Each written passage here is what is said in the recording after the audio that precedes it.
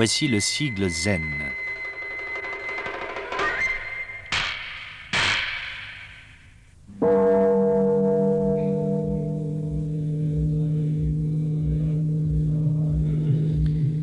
Qu'est-ce que le Zen ?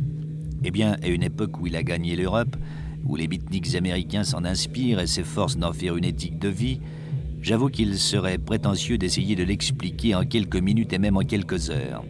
D'ailleurs, comment l'expliquer, puisque Zen, qui signifie en sanskrit méditation, qui n'est pas une religion mais plutôt une philosophie, affirme « Qui ne l'a vécu ne sait ce qu'elle est, qui l'a vécu ne sait pas le dire ». Ce qu'on sait pourtant, c'est qu'elle est issue du bouddhisme et qu'elle a passé de Chine au Japon au XIIIe siècle. Cette doctrine, école de discipline et de rigueur, imposant ascétisme et patience, est enseignée dans des monastères dont les principaux sont à Kyoto. Le Zen affirme par la bouche de ses représentants que sa philosophie ne se transmet pas par la parole écrite, mais oralement, de maître à disciple, que la Bible, les Écritures, les Évangiles n'ont aucune valeur, puisque l'illumination s'obtient directement par la vie vécue. Et encore là, pour simplifier les choses, il n'y a pas une seule école, mais deux, dont les enseignements, s'ils sont sévères et rigoureux pour le novice, sont aussi fort différents.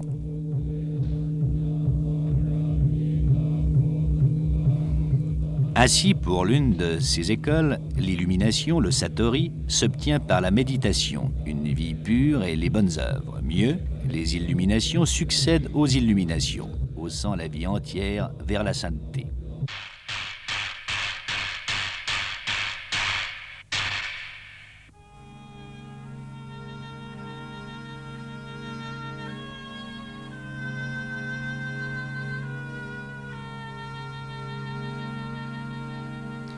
L'autre école, folle, lyrique, nihiliste, affirme le contraire. Il n'est pas une voie, mais des infinités. La moralité, la sainteté, les bonnes œuvres peuvent même être des obstacles. Certains trouvent leur salut là où d'autres trouvent leur destruction. Une seule règle, chercher de toute son âme. Dans cette école, l'enseignement se fait, entre autres, au moyen de brefs dialogues, dont voici un exemple. Le disciple, qu'est-ce que l'un ? L'un est l'apostrophe UN. Le maître, le multiple. Qu'est-ce que le multiple ? L'un. Qu'est-ce que l'esprit de Bouddha, l'esprit des vivants ? Qu'est mon identité personnelle ? Qu'as-tu besoin d'une identité personnelle ?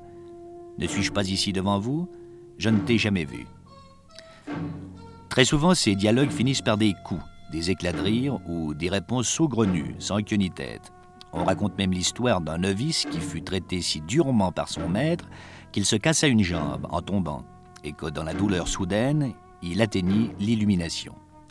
La méthode vise à libérer l'homme de toute présomption intellectuelle, à le secouer intérieurement par des paradoxes et extérieurement par des coups et des bourrades, pour frayer le chemin du subconscient qui jettera entre le moi et le non-moi le pont que la raison ne sait pas susciter.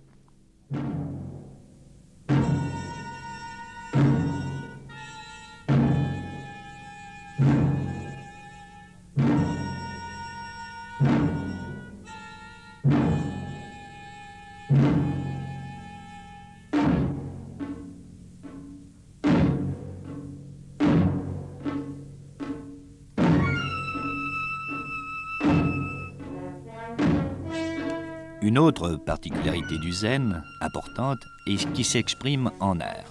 En peinture, dans des croquis monochromes, tracés d'un seul coup de pinceau, et en poésie, dans le haïkai, un petit poème de 3 vers, de 17 syllabes, qui doit exprimer par traits elliptiques la beauté, la profondeur, la couleur et la forme, et où l'anecdote et l'émotion sont exclus. Un exemple ? Seul, dans la chambre où il n'y a plus personne, une pivoine.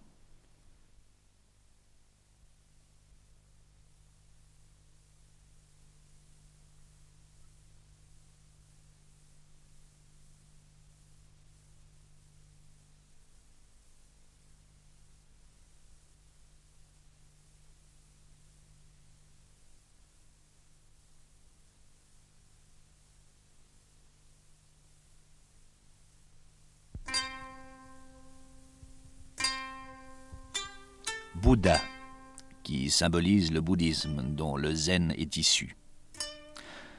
Bouddhisme, religion de cette Asie déshéritée, malade et affamée. Comment pouvons-nous comprendre, nous les Occidentaux, nous les relativement heureux, cette doctrine dont la promesse n'est pas la vie, mais au contraire l'espoir d'une mort sans résurrection, la libération définitive de ce mal qui s'appelle l'existence. Dieu et âme n'ont pas de traduction en Asie et pour l'asiatique, la vie est un châtiment. Or, un jour, dans le nord de l'Inde, au temps où Confucius donnait ses règles d'or à la Chine, un homme vint pieds nus, crâne à vif sous le soleil, vêtu de la robe jaune des bonzes. C'était Bouddha. Il dit à l'homme « J'apporte le remède à la vie. Sois pur, sois droit, sois compatissant. Ton salut est en toi. Il n'est qu'un mal, l'ignorance qui engendre le désir d'où naissent tous les maux. Fais le silence en toi et écoute. Tu sauras comment, en tuant le désir, tu te libéreras de tous les maux et connaîtras le nirvana qui est l'extinction de tout désir, c'est-à-dire de toute vie. Et alors, tu goûteras la parfaite félicité de la flamme qui s'est éteinte. » Ce mal qu'est la vie porte un nom, l'impermanence. Tout attachement est lien, tout lien est souffrance, le détachement, le renoncement, l'oubli de soi est le seul remède à la souffrance. Ce sont là ces 4 nobles vérités qui, avec le sentier aux 8 branches de sagesse, constituent l'évangile du bouddhisme. Fou de liberté, de toutes les libertés, le bouddhisme a toujours rejeté tout ce qui pouvait ressembler à une entrave.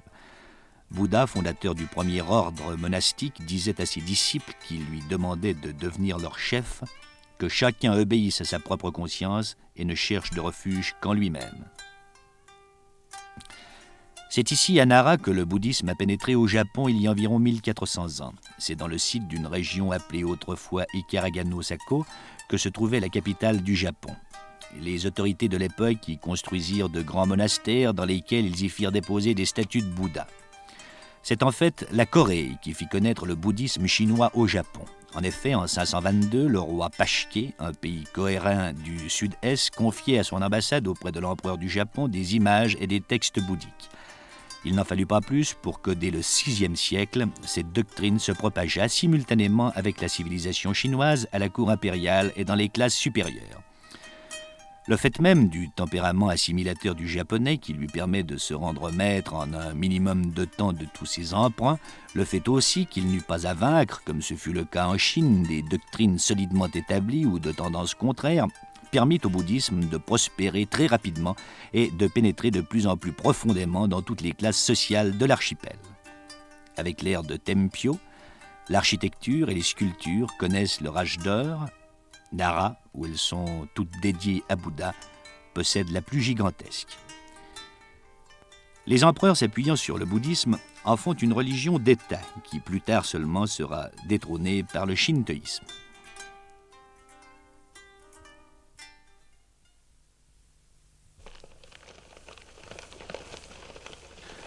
Comme la plupart des religions, le bouddhisme s'est divisé en sectes. Au Japon, on en compte 170. Elles sont réparties en groupes chronologiques selon la ville qui servait de capitale au Japon au moment de leur naissance. Il y a 3 de ces groupes, celui de Nara, celui de Kyoto et celui de Kamakura. C'est cette dernière époque qui vit l'éclosion des sectes les plus importantes. Le Zen, dont nous avons parlé tout à l'heure, la plus connue, recrutait ses adeptes surtout parmi les samouraïs. Lorsqu'il était religion d'État, le bouddhisme était florissant. Malheureusement, la corruption allait gangréner les prêtres qui devinrent ce qu'on appela les prêtres aristocrates. En l'an 800 après Jésus-Christ, une nouvelle secte quittait la ville et allait construire ses temples dans la montagne. Ses membres installèrent des salles spéciales destinées à la pratique de l'ascèse et instaurèrent des rites de caractère occulte, comme par exemple des invocations mystiques par le feu, en japonais goma. Les statues de cette religion ésotérique étaient aussi peu mystiques et aussi peu réalistes que possible. Elles représentaient souvent des divinités dans des attitudes au paroxysme de l'irritation.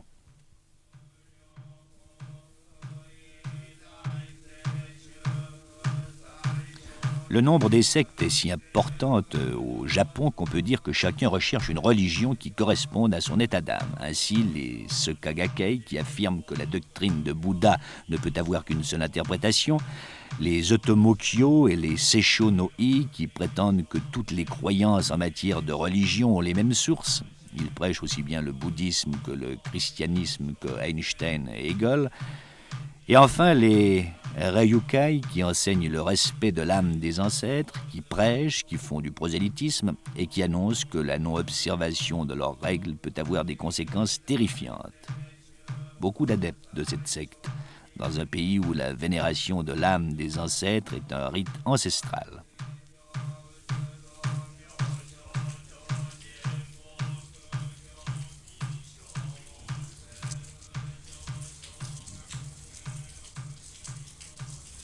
À Kyoto, nous avons rendez-vous avec le pape d'une secte bouddhiste, M. Otani.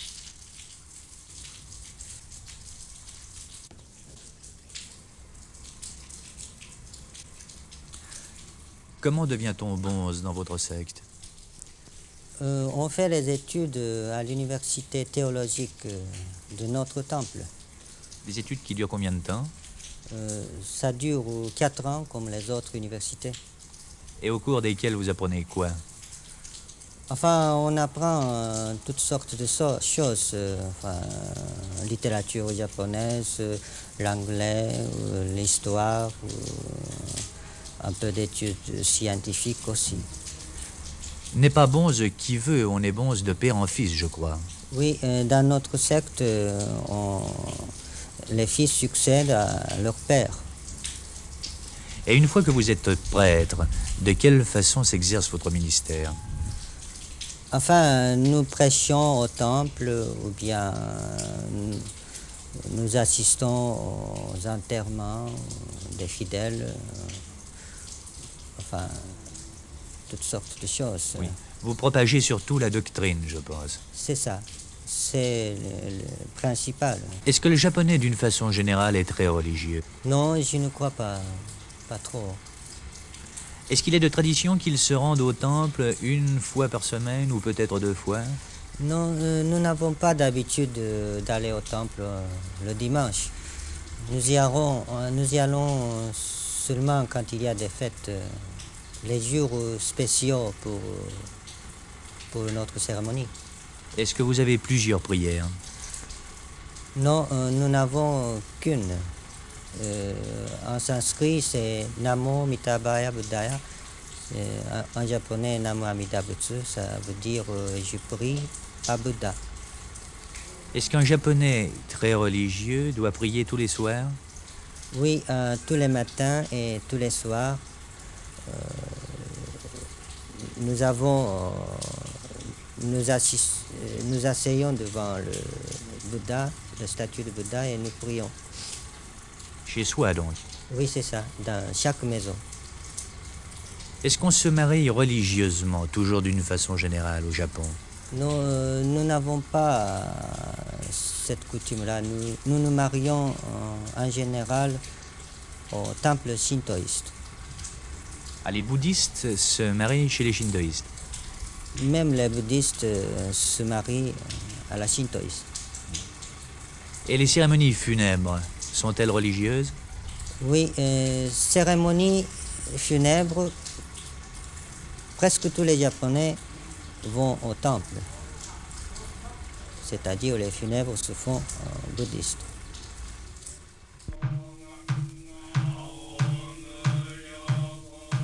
Le bonze connaît une double ordination. La première consacre la décision du novice de quitter le monde des laïcs et de se vouer désormais à la doctrine de Bouddha. L'âge minimum est 16 ans. Le postulant, accompagné de son maître, en habit laïque, mais portant sur ses bras la robe jaune des bonzes mendiants, comparaît devant l'assemblée des moines et leur demande d'être admis en qualité de novice. Il promet tout d'abord de n'avoir plus recours qu'aux 3 refuges. Je mets ma confiance en Bouddha, je mets ma confiance en la loi, je mets ma confiance en la communauté des moines. Puis il s'engage à respecter les 10 préceptes de cette communauté. S'abstenir de détruire la vie, s'abstenir de voler, s'abstenir de fornication et de toute impureté, s'abstenir de mentir, s'abstenir de liqueurs fermentées, d'alcool ou de boissons fortes qui font obstacle au mérite, s'abstenir de manger aux heures défendues, s'abstenir de chants, de danse et de tout spectacle, s'abstenir d'orner et d'embellir sa personne au moyen de guirlandes, de parfums et d'onguents, s'abstenir de faire usage d'un lit ou d'un siège élevé ou spacieux, s'abstenir de recevoir de l'or ou de l'argent. Puis, revêtu de sa robe jaune qui couvre tout le corps, à l'exception de l'épaule droite, muni de son bol à aumône, le novice partage la vie de son maître, c'est-à-dire qu'il mendie sa nourriture et s'adonne sous sa direction à l'étude de la contemplation. Après une période d'instruction plus ou moins longue, mais jamais avant l'âge de 20 ans, c'est la seconde ordination, l'arrivée dans l'ordre. En ce qui concerne les laïcs, il faut bien reconnaître que la presque totalité des discours de Bouddha ne s'adresse pas à eux. Mais il va de soi que les moines, ne vivant que d'aumônes, ne peuvent se passer des fidèles qu'ils veulent bien se charger de leur entretien. Certains textes de Bouddha exaltent la générosité de ceux qui pratiquent la bienfaisance, non pas à l'endroit des pauvres, mais à l'endroit des moines. Des récompenses célestes leur sont promises. Ils peuvent connaître la grâce de renaître lors d'une nouvelle incarnation comme moines mendiants. Seul le renoncement total au monde mène à la délivrance.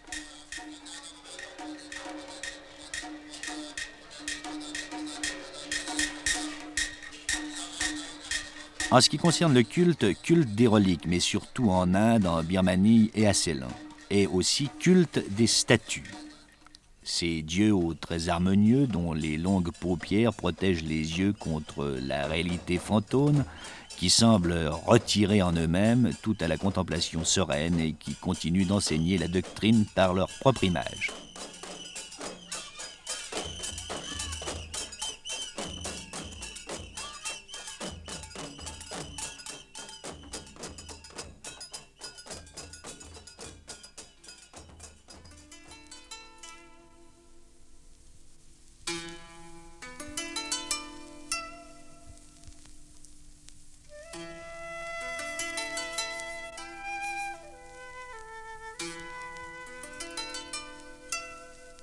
Un des aspects du bouddhisme est la tolérance. Tolérance non seulement envers les hommes, mais aussi les animaux. À Nara, les biches vivent en liberté et à l'appel du corps, elles viennent prendre leur nourriture dans la main des fidèles.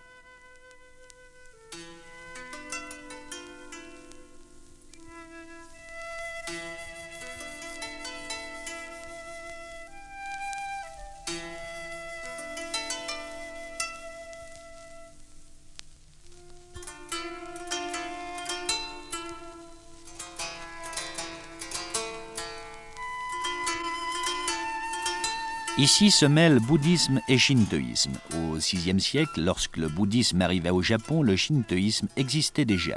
Le shinto, qui veut dire voix des dieux, n'a pas de livre sacré, pas de fondateur et pas d'enseignement systématique. C'est un ensemble de rites, d'attitudes prescrites, combinant le culte primitif de la nature et celui des ancêtres. Ces dieux sont au nombre de 8 millions, sur lesquels règne Omikami. En tant que religion d'État abolie sous MacArthur, le Shinto incorporait le culte de Tenno, l'empereur vivant, celui de la famille impériale, le culte familial dans chaque foyer et celui pratiqué dans les temples particuliers appartenant à d'innombrables sectes. Elles sont au nombre de 160.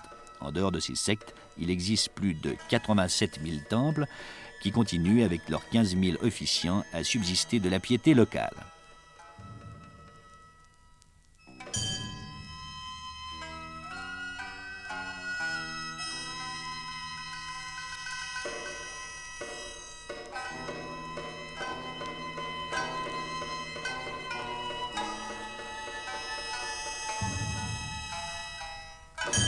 Pour se rendre au temple Shinto, il faut avoir pris un bain et avoir mis des habits propres. À l'entrée, on passe sur l'arcade du tori, dont la fonction est d'interdire l'accès aux impurs. Dans une fontaine, on puise l'eau pour se rincer la bouche et les mains. Face au sanctuaire, on retire son chapeau et son écharpe et on s'incline dans une courbette très prolongée. Puis on se relève et on frappe dans ses mains 1 ou 2 fois pour attirer l'attention de la divinité.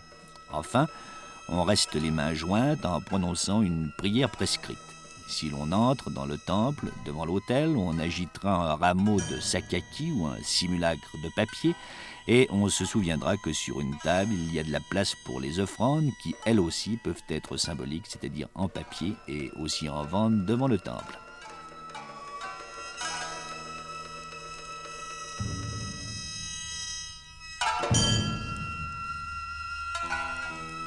Si en Occident, le christianisme a marqué notre civilisation, au Japon, le bouddhisme et le shintoïsme ont fait de même. Les traditions, l'art, l'architecture, le théâtre, la musique, la danse, etc. sont inspirés de ces religions.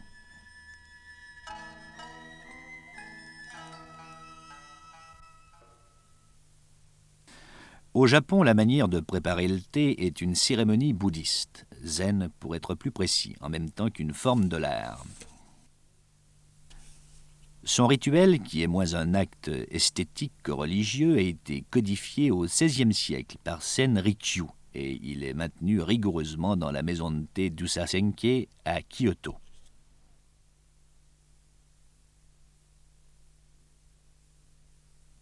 Les jeunes gens apprennent l'art du thé non seulement à l'école primaire, mais encore au cours de leurs études universitaires, tout comme on apprend la musique ou le dessin en Occident. Le thé, en ses solennités, s'emploie non en feuilles, mais en poudre, de sorte que l'infusion fait penser à une soupe au pois, à un bouillon d'herbe, tant par sa couleur que par sa consistance. Dans cette cérémonie, la règle de méditation ne saurait mieux être observée. Corps agenouillé, attention concentrée sur l'offrande du bol. Ce principe, d'ailleurs, gouverne la vie intérieure du Japonais, dont on a dit qu'il ne comprenait la bousculade que dans les transports en commun. La lenteur et le formalisme les plus stricts président à la préparation et à la dégustation du thé. Chaque acte, chaque geste est fixé par un code minutieux. Chaque accessoire utilisé durant la cérémonie, tel que la boîte à thé, l'encensoir, le fouet, la poche à eau, le bouquet de fleurs, tout cela est manié avec d'infinies précautions, toujours selon certaines façons prévues et avec certaines phrases prescrites par une coutume inaltérable. Même le lavage des mains, la façon d'agiter une clochette, l'aller et le retour des invités de la maison au jardin et du jardin à la maison, tout se fait à des instants et à une allure déterminée. Cette discipline artistique et philosophique est à l'origine de l'urbanité de ce pays et toute la vie quotidienne en tire son étiquette, son caractère et sa couleur.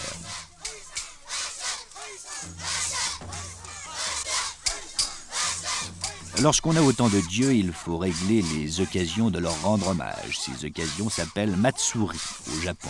Et tout comme en Occident, ce sont les refuges ultimes des croyances. D'une façon générale, on justifie les loisirs qu'elles procurent en affirmant qu'il faut remercier les divinités bienfaisantes et conjurer les malfaisantes, qui sont d'ailleurs les mêmes, suivant leur humeur du moment.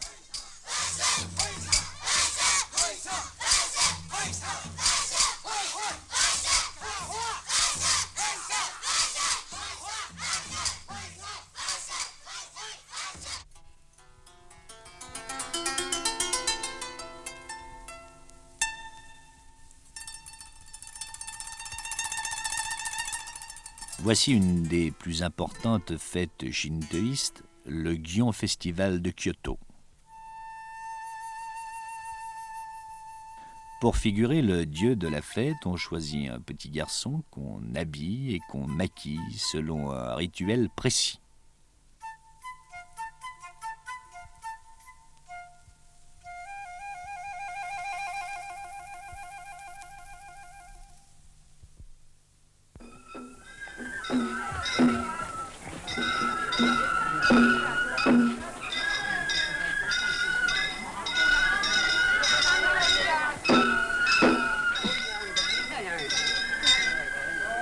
Ces chairs gigantesques, qui atteignent plus de 10 mètres de haut, sont assemblées comme dans les jeux de construction pour enfants et on les conserve en pièces détachées dans des caisses d'une année à l'autre.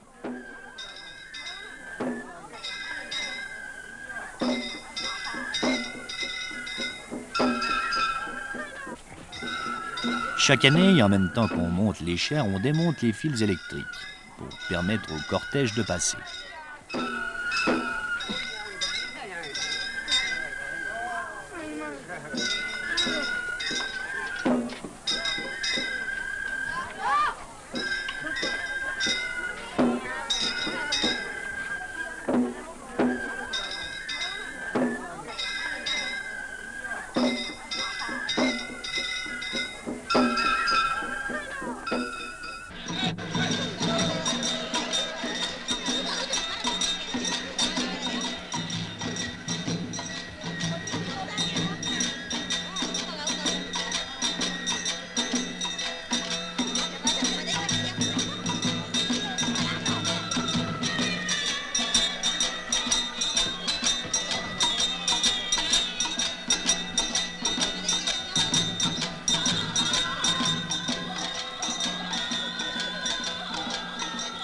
Comme les chars n'ont pas de timon et que les roues sont fixes, pour les faire tourner, il s'agit de les riper sur des parterres de bambou.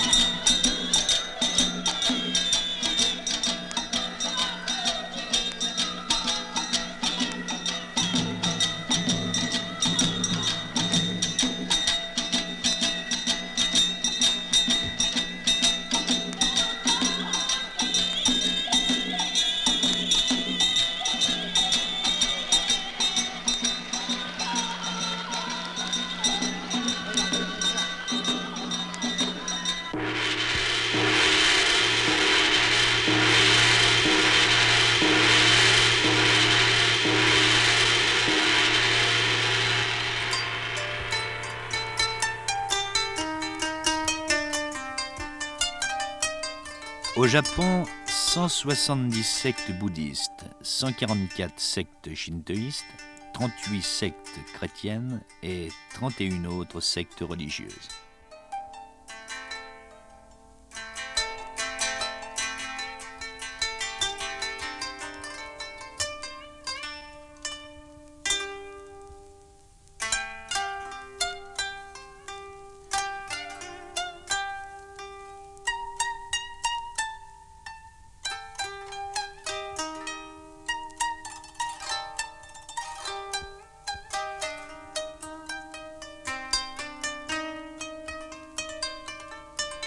Si l'on fait le total de tous les fidèles, on dépasse de 25 millions le nombre des habitants. Cela simplement parce qu'il n'est pas rare qu'un ménage possède un hôtel bouddhique et un hôtel shintoïste, ou d'autres hôtels représentant d'autres sectes. En fait, les religions sont des philosophies, des doctrines, des éthiques, des modes de vie dont le trait commun est la tolérance. Elles empruntent les unes aux autres, elles se chevauchent souvent, dans un pays où le sentiment religieux, au sens où nous l'entendons chez nous, n'existe pas.